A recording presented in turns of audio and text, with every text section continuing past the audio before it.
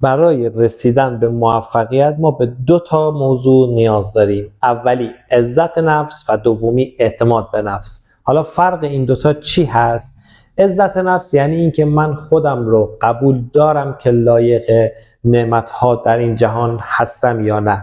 به طور مثال طرف میگه بابا فلان ماشین اون که از ما بهترونه، فلان خونه اون که ما که بهش دست پیدا نمی‌کنیم. یعنی اصلا خودمون رو لایق داشتن اون نعمت، اون ثروت، اون شخص خاص نمیدونیم که اصلا بخوایم به دستش بیاریم.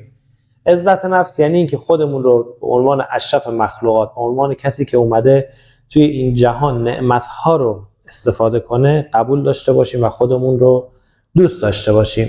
اما اعتماد به نفس زمانی به وجود میاد که شما در یک مسیری حرکت میکنید و مهارت به دست میارید. یعنی مهارت شما اعتماد به نفس رو در شما به وجود میاره.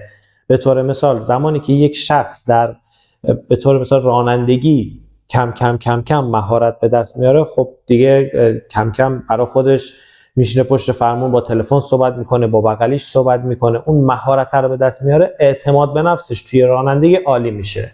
یا توی یک شغل خاص اعتماد به نفسش عالی میشه چون مهارت پیدا کرده. فرق اعتماد به نفس و عزت نفس رو اینجا هست که میفهمیم.